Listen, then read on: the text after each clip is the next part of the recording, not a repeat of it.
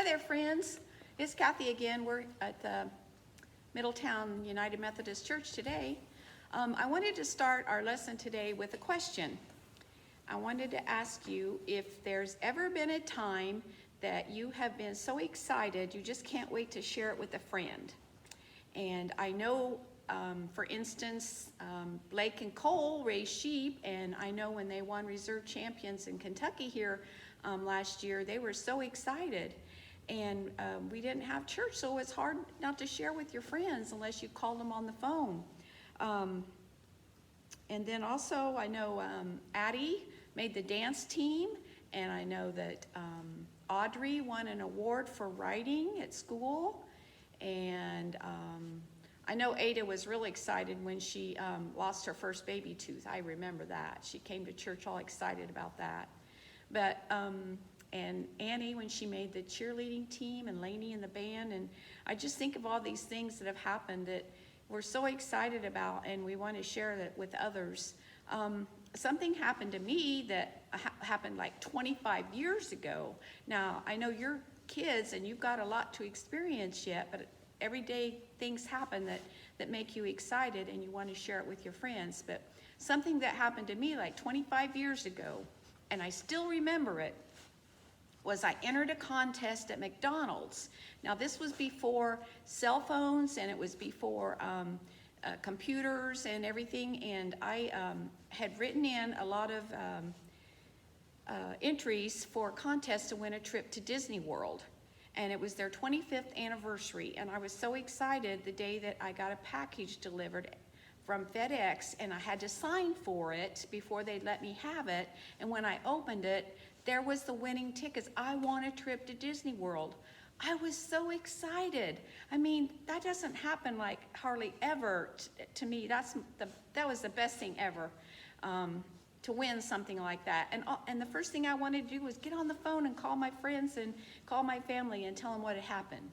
Well, that's why I've got my Mickey hat on, because that always reminds me of that. Here's been 25 years and I still remember.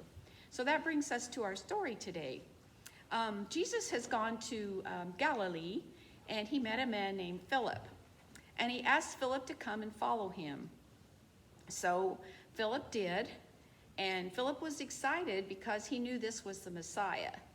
So Philip looked for his friend Nathanael, and when he found him, he said, Nathanael, guess what? He says, I've met the Messiah. He's the one that Moses and the prophets wrote about. He said, he's Jesus, the son of Joseph from Nazareth. And Nathanael said, well, what good can come out of Nazareth? And I'm sure he said that because he lived in that area, and he thought, it's like us living in Middletown. Like, we would never think about the Messiah coming from Middletown, and I'm sure that's what Nathanael thought too when he said that. And Philip said, just come and follow me and you'll see. So Nathanael got up and he walked with Philip, and as they approached Jesus, they saw that Jesus saw them, and he said, well, look there's Nathanael. He said, a man of integrity, a man of honor, a true son of Israel. And Nathanael was flabbergasted, and he said, how do you know me? How do you know these things about me? And Jesus replied, when your friend Philip came looking for you, I saw you sitting under the fig tree. Well, it was like a light bulb came on with Nathanael, and he said, you are the Son of God. You are the King of Israel. I will follow you. And so Nathanael and Philip became two of Jesus' disciples. And they had already had Andrew and Peter, and so this made two more.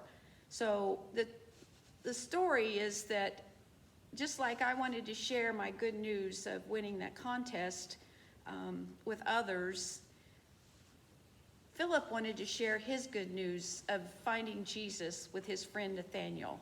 So they both could find happiness at the same time, and that's what we should do too.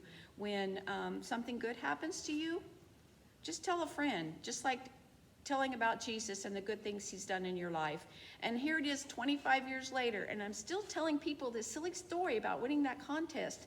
And that's what we should do with Jesus too, no matter how long ago it is. We should tell we should tell our friends about Jesus and the good things that makes us happy in our lives, because it's because of Jesus that we are. And so I'll see you next week, and I hope you are happy and share it with your friends.